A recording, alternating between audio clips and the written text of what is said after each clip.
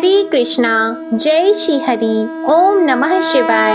मैं हूँ वामिका और आप सभी को मार्गशीर्ष मास के शुक्ल पक्ष की मोक्षदा एकादशी की हार्दिक शुभकामनाएं। आज मार्गशीर्ष मास की मोक्षदा एकादशी का व्रत रखा जाएगा। आज भगवान कृष्ण के दामोदर रूप की पूजा की जाती है। यह व्रत करने वाले या इसका महत्व पढ़ने मात्र से व्रतधारियों का यश संसार में सर्वत्र फैलता है और अनेक पापों को नष्ट करके मोक्ष का मार्ग दिखाता है। मार्गशीर्ष एकादशी व्रत रखने से व्रत रखने वाले तथा उनके पितरों के लिए भी मोक्ष के द्वार खुल जाते हैं।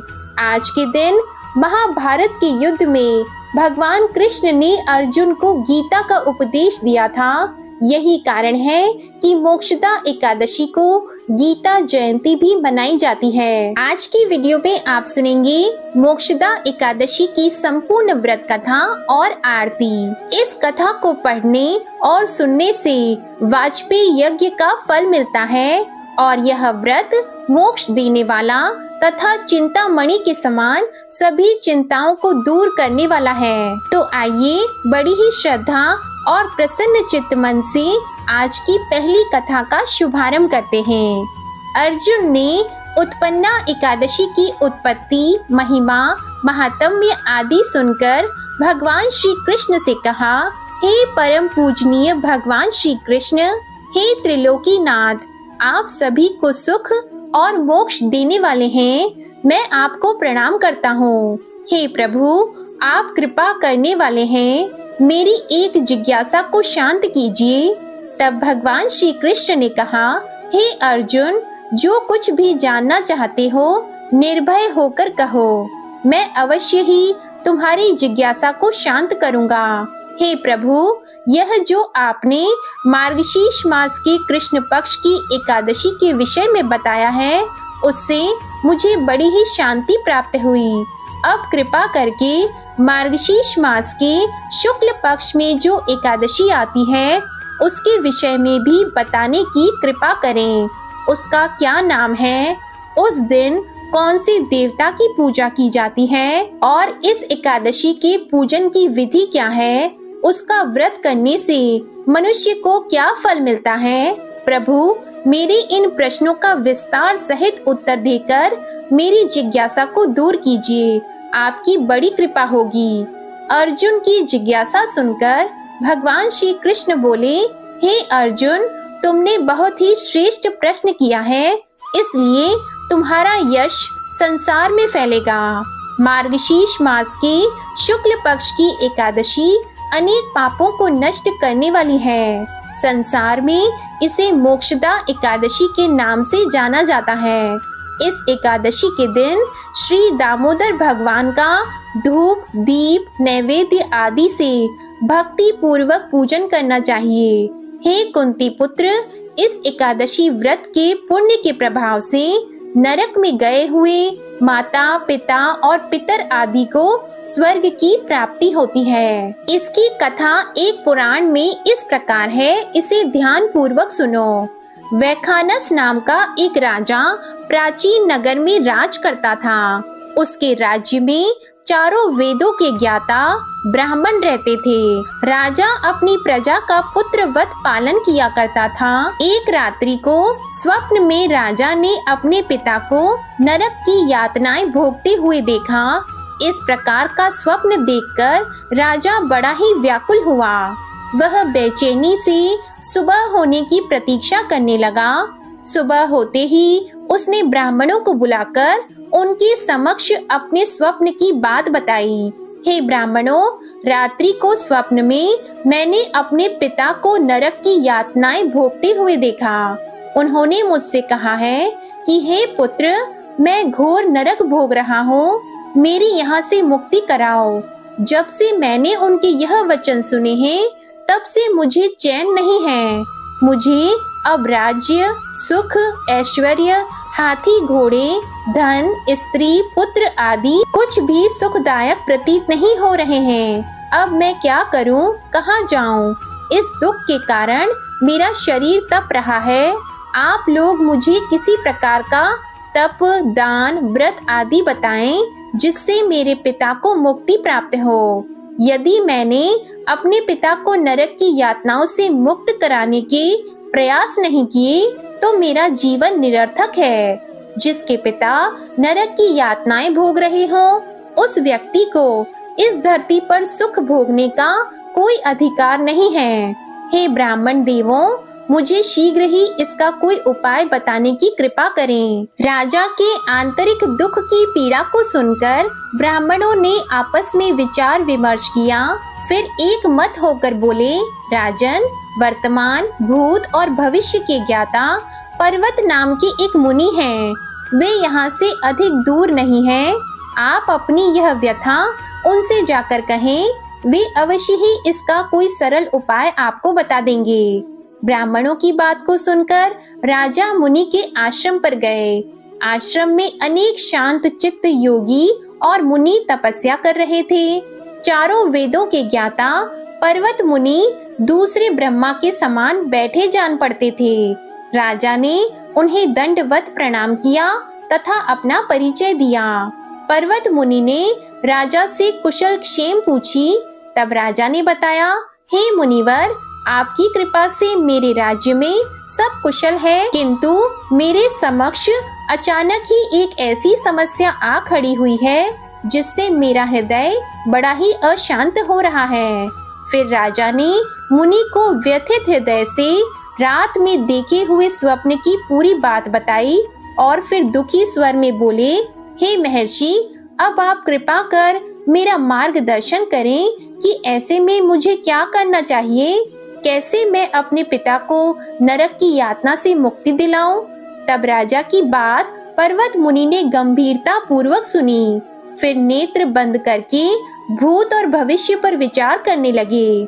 कुछ देर गंभीरता पूर्वक चिंतन करने के बाद उन्होंने कहा, राजन, मैंने अपने योग बल के द्वारा तुम्हारे पिता के सभी कुकर्मों का ज्ञान प्राप्त कर लिया है। उन्होंने पूर्व जन्म में अपनी पत्नियों में भेदभाव किया था।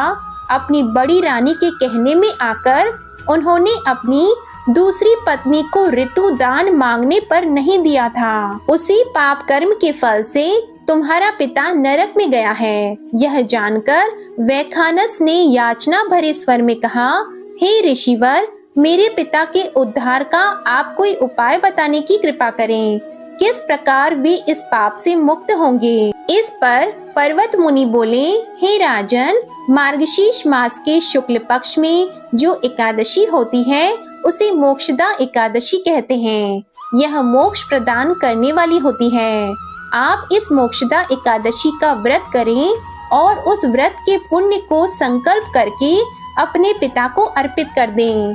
एकादशी के पुण्य प्रभाव से अवश्य ही आपके पिता की मुक्ति होगी। पर्वत मुनि के वचनों को सुनकर राजा अपने राज्य को लौट आया और परिवार सहित मोक्षदा एकादशी का विधि पूर्वक व्रत किया। इस व्रत के पुण्य को राजा ने अपने पिता को अर्पित कर दिया। इस पुण्य के प्रभाव से राजा के पिता को सहज ही मुक्ति मिल गई। स्वर्ग को प्रस्थान करते हुए राजा के पिता ने कहा, हे पुत्र, तेरा कल्याण हो। इतना कहकर राजा के पिता ने स्वर्ग को प्रस्थान किया। हे पांडुपुत्र, जो मनुष्य मार्गशीर्ष मास के शुक्ल पक्ष की एकादशी का उपवास करते हैं उनके सभी पाप नष्ट हो जाते हैं और अंत में वे स्वर्ग लोक को प्राप्त करते हैं। इस उपवास से उत्तम और मोक्ष प्रदान करने वाला कोई भी दूसरा व्रत नहीं है। इस कथा को सुनने और पढ़ने से अनंत फल प्राप्त होता है। यह उपवास मोक्ष प्रदान करने वाला चिंतामणि के समान है, जिससे उपवास करने वाले की सभी मनोकामनाएं पूर्ण हो जाती हैं। हे अर्जुन, प्रत्येक मनुष्य की प्रबल इच्छा होती है कि वह मोक्ष प्राप्त करे। मोक्ष की इच्छा करने वालों के लिए मोक्षदा एकादशी का यह उपवास अति महत्वपूर्ण है। पिता के प्रति पुत्र के दायित्व का इस कथा से श्रेष्ठ दृष्टांत दूसरा कोई नहीं है। अतः भगवान श्री हरि विष्णु जी के निमित्त इस उपवास को श्रद्धा पूर्वक और निष्ठा के साथ करना चाहिए। यह पिता के प्रति भक्ति और दूसरों के लिए पुण्य अर्पित करने की श्रेष्ठ और पवित्र कथा है। इसका उपवास केवल उपवास करने वाले मनुष्य का ही नहीं, अपितु उसके पितरों का भी भला करता है। अपने किसी सगे सहोदर, मित्र, बंधु को भी इस उपवास का फल अर्पण करने से उसके भी पापों और क्लेशों का नाश हो जाता है। प्रेम से बोलिए भगवान श्री लक्ष्मी नारायण जी की जय, तुलसी माता और भगवान शालिग्राम जी की जय। अब आप सुनिए एकादशी माता की कथा। एक बार एक राज्य में एक राजा रहा करता था। राजा बहुत ही बुद्धिमान और बलशाली था। राजा सदा ही अपनी प्रजा का बहुत अच्छे से ध्यान रखता था। प्रजा भी राजा को बहुत पसंद करती थी। राजा की 2 बेटियां थी। राजा अपनी दोनों बेटियों से बहुत प्रेम करता था। राजा की छोटी बेटी देखने में बहुत सुंदर और आकर्षित थी और राजा की बड़ी बेटी छोटी बेटी के मुकाबले थोड़ी कम सुंदर थी। राजा की छोटी बेटी माता की पूजा किया करती थी और सभी लोग राजा की छोटी बेटी से बहुत प्रेम करते थे और बहुत प्रशंसा किया करते थे। राजा भी अपनी छोटी बेटी को बड़ी बेटी से अधिक प्रेम करता था, जिसके कारण राजा की बड़ी बेटी को अपनी छोटी बहन से बहुत नफरत होने लगी थी। राजा की दोनों बेटियां जब बड़ी हो गई, तब एक पड़ोस के राज्य में रहने वाले राजकुमार राजा की बड़ी बेटी के लिए रिश्ता लेकर आया। लेकिन जैसे ही उस राजकुमार की नजरें राजा की छोटी बेटी पर पड़ी, तो वह राजकुमार राजा की छोटी बेटी पर आकर्षित हो गया और छोटी बेटी से पहली नजर में प्रेम करने लगा। उस राजकुमार ने राजा की बड़ी बेटी के साथ विवाह करने से मना कर दिया और उसने राजा से कहा कि मैं आपकी छोटी बेटी से विवाह करना चाहता हूँ। ये सब देखकर राजा की बड़ी बेटी अपनी छोटी बहन से बहुत क्रोधित हो गई और राजा की बड़ी बेटी ने अपनी छोटी बहन को अपना सबसे बड़ा दुश्मन मान लिया। राजा की बड़ी बेटी ने अपनी छोटी बहन से बदला लेने का निर्णय किया। राजा की बड़ी बेटी ने अपनी छोटी बहन को जान से मारने का उपाय सोचा। राजा की बड़ी बेटी ने अपनी छोटी बहन को मारने के लिए सबसे पहले एक लड्डू में जहर मिलाकर अपनी छोटी बहन को दे दिया और उसको लड्डू खाने के लिए कहा। लेकिन लड्डू खाने के बाद भी छोटी बहन को कुछ भी नहीं हुआ। बड़ी बहन ये देखकर बहुत आश्चर्यचकित हो गई, लेकिन बड़ी बहन ने हार नहीं मानी। जब उसकी छोटी बहन रात में कमरे में सो रही थी, तब उसने एक मटके में सांप रखकर उसके कमरे में छोड़ दिया, लेकिन सांप भी छोटी बहन का कुछ नहीं कर पाया। जिसके बाद बड़ी बहन ने अपनी छोटी बहन से कहा कि चलो हम लोग कुएं में से पानी भर कर लाते हैं, जिसके लिए वह अपनी छोटी बहन को पानी भरने के बहाने कुएं के पास ले गई और उसने अपनी छोटी बहन को कुएं में धक्का दे दिया। लेकिन छोटी बहन को तब भी कुछ नहीं हुआ, क्योंकि हर बार ग्यारस माता उसकी रक्षा कर रही थी और उधर बड़ी बहन अपने सारे प्रयास के बाद भी असफल हो रही थी, जिससे वह बहुत क्रोधित हो गई और फिर उसने अपनी छोटी बहन के पास जाकर उससे प्रश्न किया कि मेरी छोटी बहन, क्या तुमको पता है कि भगवान ने सबको मृत्यु एक निश्चित समय पर लिखी हुई है और कैसे तुम्हारी या मेरी मृत्यु होगी, क्या ये तुम जानती हो? तब छोटी बहन ने अपनी बड़ी बहन को बताया कि हाँ दीदी, मैं तो जानती हूँ मेरी मृत्यु कैसे होगी। छोटी बहन से ये सब बातें सुनकर बड़ी बहन मन ही मन बहुत प्रसन्न होने लगी और उसने अपनी छोटी बहन से कहा कि तो मुझे अपनी मृत्यु का राज बताओ। तब छोटी बहन ने अपनी बड़ी बहन से कहा कि मेरी मृत्यु तो एक तोते में है। जो तोते के गले में एक हार है, उससे मेरी मृत्यु होगी। जब तक कोई भी व्यक्ति तोते को मारकर उस हार को अपने गले में पहनेगा, तो मैं मूर्छित हो जाऊंगी और जैसे ही उस हार को अपने गले से उतारेगा, तो मैं वापस से जीवित हो जाऊंगी। अपनी छोटी बहन की मृत्यु का राज जानकर बड़ी बहन बहुत खुश हुई और उसने अपनी छोटी बहन को मारने के लिए उसके पालतू तोते को ढूंढना शुरू कर दिया। और छोटी बहन को इस बात का आभास हो गया था कि कोई उसकी जान लेना चाहता है, जिसके लिए वह अपने पिताजी के पास गई और उसने अपने पिताजी से कहा कि पिताजी, मेरी मृत्यु के बाद आप मुझे मत जलाइएगा, बल्कि आप मुझे अपनी पुरानी वाली हवेली में एक पलंग में लिटाकर छोड़ दीजिएगा। अपनी छोटी लड़की की ये बातें सुनकर राजा बहुत आश्चर्यचकित हो गया। राजा ने अपनी छोटी बेटी से पूछा कि बेटी, तुम ये क्या कह रही हो? तब राजा की छोटी बेटी ने बताया कि पिताजी, समय किसी के लिए नहीं रुकता है, क्या कब किसको हो जाए इसका किसी को कुछ नहीं पता। फिर राजा ने अपनी छोटी बेटी से कहा कि तुम ऐसी बातें क्यों करती हो? 2-3 दिन के बाद तो तुम्हारा विवाह है। लेकिन छोटी बेटी ने अपने पिताजी को ऐसा करने पर मजबूर कर दिया और उनसे वचन ले लिया। राजा ने भी अपनी छोटी बेटी की बात स्वीकार कर ली और 2-3 दिनों के बाद जब शादी का समय आया तब राजकुमार बारात लेकर राजा के घर आया और राजकुमार और राजा की छोटी बेटी का विवाह शुरू हो गया। जैसे ही राजा की छोटी बेटी राजकुमार के साथ फेरे लेना शुरू हुई तो उसकी बड़ी बहन अपनी छोटी बहन के कमरे में जाकर उसके तोते को पकड़ लेती है और उसको जान से मार देती है।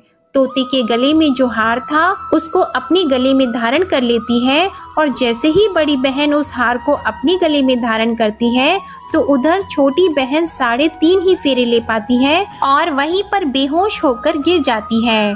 जिसके बाद राजा ने बड़े बड़े दर्द हकीमों को बुलाया और अपनी छोटी बेटी का इलाज करने के लिए कहा। राजा की बात सुनकर जब वैद्य ने छोटी बेटी को देखा तो राजा को बताया कि आपकी छोटी बेटी ना तो जीवित है और ना मरी हुई है। ऐसा मैं पहली बार देख रहा हूँ। राजा ने वैद्य और हकीम को ये बात बाहर बताने से मना कर दिया और उनको कहा कि अगर तुमने ये बात किसी को बाहर बताई तो हम तुमको फांसी दे देंगे। राजा ने अपनी छोटी बेटी को पुराने महल में जाकर एक पलंग में लेटा दिया और वहाँ पर कुछ सैनिकों को तैनात कर दिया। इसके बाद राजा वापस अपने महल पर आ गया।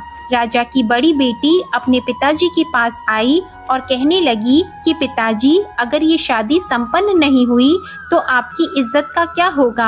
आप कहें तो मैं आपकी इज्जत बचाने के लिए राजकुमार से शादी करने के लिए तैयार हूँ। जिसके बाद राजा ने अपनी बड़ी बेटी की बात मान ली और राजा ने बड़ी बेटी को छोटी बेटी के कपड़े पहनाकर मंडप में भेज दिया।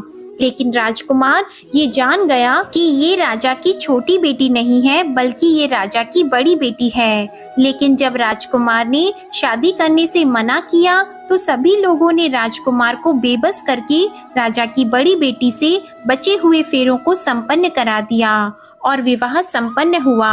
जिसके बाद राजकुमार राजा की बड़ी बेटी को अपने महल में ले गया। विवाह होने के बाद राजकुमार उससे ना तो बात करता था, ना उसे पसंद करता था और ना ही उसके आसपास भटकता था।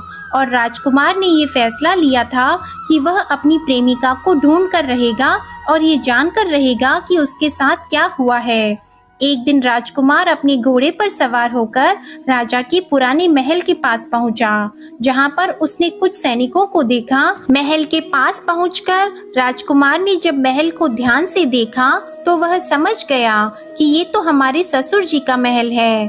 तब राजकुमार ने सैनिकों से पूछा कि तुम लोग यहाँ क्या कर रहे हो और इस महल के अंदर उस पलंग में कौन लेटा है? जिसके बाद सैनिकों ने बताया कि यहाँ पर राजा की छोटी बेटी लेटी है। ये सुनकर राजकुमार बहुत प्रसन्न हो गया और वह तुरंत अपनी प्रेमिका के पास पहुँच गया और उसकी सेवा करने लगा। जैसे ही रात हुई तो राजा की छोटी बेटी उठकर खड़ी हो गई। राजकुमार ये देखकर बहुत खुश हो गया और उसने अपनी प्रेमिका से पूछा कि तुम यहाँ क्या कर रही हो? तुम मेरे साथ मेरे घर चलो। राजा की छोटी बेटी ने राजकुमार को सारी बातें बता दी कि मेरी जान एक तोते में बसती थी और मैंने ये बात सिर्फ अपनी बड़ी बहन को बताई थी और मुझे पता है कि उसने ही मुझे मारने का प्रयास किया है। उसके पास एक हार है जिसको वह सुबह पहन लेती है और रात को उतार देती है। जब तक वो हार को पहन कर रखती है तब तक मैं मूर्छित रहती हूँ और जैसे ही वो हार को उतार देती है तो मैं जीवित हो जाती हूँ और जब तक मेरी बड़ी बहन के पास वो हार रहेगा तब तक मैं ऐसे ही जीवित और मूर्छित होती रहूंगी। अगर मेरी बड़ी बहन के पास जो हार है वो मेरे हाथ लग जाए तो मैं हमेशा के लिए जीवित हो जाऊंगी। राजकुमार ये सब बातें सुनकर राजा की छोटी बेटी के पास रहने का निर्णय ले लेता है और उसने अपने बचे हुए सारे फेरे उस पलंग में लेटी हुई राजकुमार की छोटी बेटी के साथ ले लिए और अपना विवाह पूर्ण कर लिया और वहीं पर वो रहने लगा। देखते ही देखते कुछ समय में राजा की छोटी बेटी और राजकुमार की पत्नी गर्भवती हो गई। एक दिन राजकुमार को किसी काम से बाहर जाना पड़ा। तब छोटी बहन के पेट में बहुत तेज से दर्द होने लगा, जिसके बाद उसने माता का आह्वान किया। जिसके बाद वहां माता प्रकट हुई और उन्होंने अपने भक्तों के दर्द को दूर किया और एक पुत्र की प्राप्ति करवाई। और वहीं पर अचानक से राजकुमार भी आ गया। राजकुमार ने ग्यारस माता को देखा तो वह आश्चर्यचकित हो गया और उसने तुरंत ग्यारस माता को प्रणाम किया। और ग्यारस माता ने राजकुमार से कहा, जब तुम्हारा पुत्र 5 वर्ष का हो जाए तो तुम आकर अपनी पत्नी का हार इसके गले में डाल देना। और देखते ही देखते राजकुमार और राजा की छोटी बेटी का पुत्र 5 वर्ष का हो जाता है। तो राजकुमार अपने बेटे से कहता है कि बेटा, मैं कुछ काम से बाहर जा रहा हूँ, तुम अपनी माता का ध्यान रखना। और वहाँ से चला जाता है। राजा को बाहर निकलता देखकर बड़ी बहन के सैनिक देख लेते हैं और बड़ी बहन को जाकर सारी बातें बता देते हैं। जिसके बाद बड़ी बहन अपनी छोटी बहन के पुत्र को वहाँ से उठवा लेती है और उसको मरवा देती है। छोटी बेटी के पुत्र के 2 टुकड़े करवा देती है। पहला टुकड़ा चक्के के पास छुपा देती है और दूसरा टुकड़ा अपने पलंग के नीचे रख लेती है। अब ग्यारस माता भिखारी का रूप लेकर आती है और एक भिखारी का रूप रखकर बड़ी बहन के पास चली जाती है। जिसके बाद वहाँ पर भिक्षा मांगने लगती है।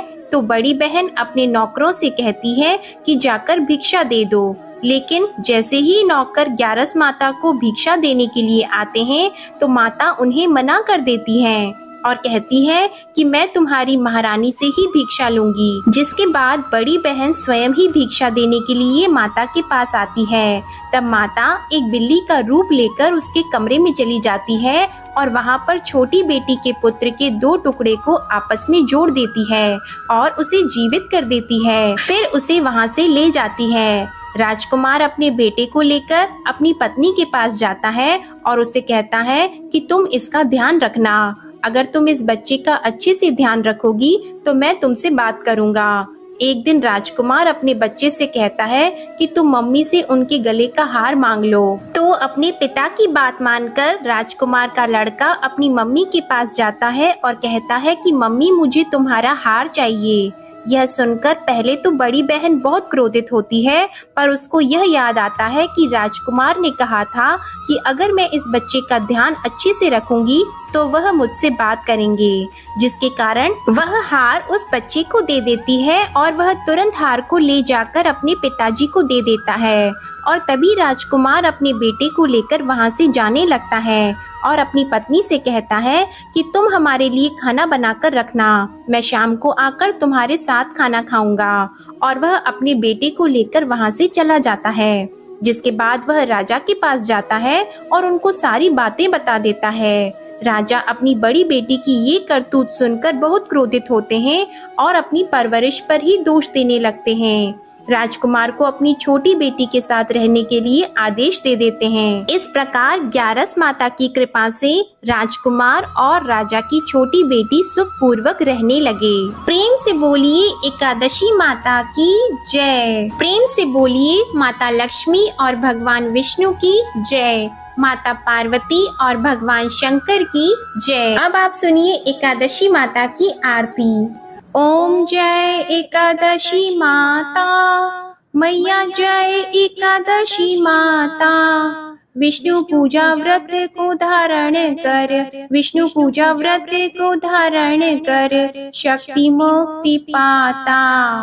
ओम जय एकादशी माता, तेरे नाम गिनाऊं देवी, भक्ति प्रदान करनी, मैया भक्ति प्रदान करनी। गण गौरव की देनी, गण गौरव की देनी, माता शास्त्रों में वरनी। ओम जय एकादशी माता, मार्गशीर्ष की कृष्ण पक्ष की उत्पन्ना विश्व तारिणी जननी, मैया उत्पन्ना विश्व तारिणी जननी। शुक्ल पक्ष में हुई मोक्षदा, मुक्तिदाता बन आई। ओम जय एकादशी माता। पौष के कृष्ण पक्ष की सफला नामक है, सफला नामक है। शुक्ल पक्ष में होए पुत्रदा, आनंद अधिक रहे। ओम जय एकादशी माता।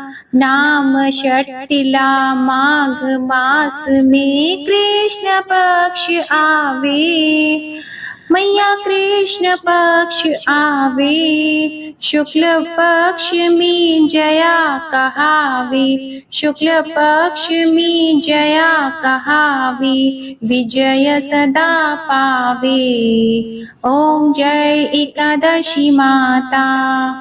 विजया फागुन कृष्ण पक्ष में शुक्ला आमल की, मैया शुक्ला आमल की। पाप मोचनी कृष्ण पक्ष में चैत्र महाबली की। ओम जय एकादशी माता। चैत्र शुक्ल में नाम कामदा, धन देने वाली, मैया धन देने वाली। नाम वरूथिनी कृष्ण पक्ष में, नाम वरूथिनी कृष्ण पक्ष में। वैशाख माह वाली। ओम जय एकादशी माता। शुक्ल पक्ष में होई मोहिनी, अपराजिष्ट कृष्ण पक्षी। नाम निर्जला सब सुख करनी, नाम निर्जला सब सुख करनी। शुक्ल पक्ष रखी। ओम जय एकादशी माता। योगिनी नाम आषाढ़ में जानो, कृष्ण पक्ष करनी। देव शयनी नाम कहायो, शुक्ल पक्ष धरनी। ओम जय एकादशी माता। कामिका श्रावण मास में आवे, कृष्ण पक्ष कहिए। श्रावण शुक्ला होए पवित्रा, आनंद से रहिए। ओम जय एकादशी माता। अजा भाद्रपद कृष्ण पक्ष की परिवर्तिनी शुक्ला।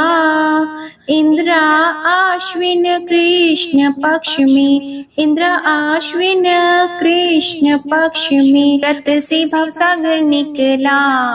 ओम जय एकादशी माता। पापंकुशा है शुक्ल पक्ष में, आप हरनहारी।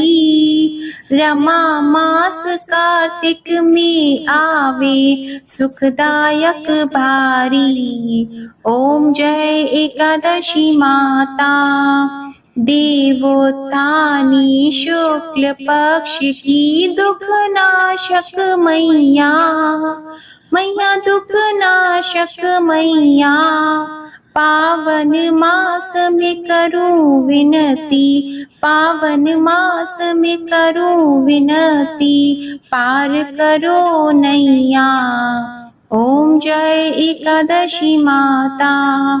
परमा कृष्ण पक्ष में होती, जन मंगल करनी, मैया जन मंगल करनी। शुक्ल मास में होए पद्मिनी, शुक्ल मास में होए पद्मिनी। दुख दारिद्र हरनी। ओम जय एकादशी माता। जो कोई आरती एकादशी की भक्ति सहित गावे, मैया भक्ति सहित गावे। जन गुर्दिता स्वर्ग का वासा, जन गुर्दिता स्वर्ग का वासा। निश्चय वह पावे। ओम जय एकादशी माता। ओम जय एकादशी माता। ओम जय एकादशी माता। बोलो एकादशी माता की जय। बोलिए लक्ष्मी नारायण भगवान जी की जय। आशा करती हूँ आप सभी का मोक्षदा एकादशी का व्रत सफल हो और भगवान विष्णु जी और माता लक्ष्मी जी की कृपा आप और आपके पूरे परिवार पर सदा बनी रहे। आज की कथा पसंद आई हो तो वीडियो को लाइक करके चैनल को जरूर सब्सक्राइब कीजिएगा और कमेंट में माता लक्ष्मी जी और विष्णु भगवान की जय भी जरूर लिखिएगा। जय जय श्री राधे कृष्णा।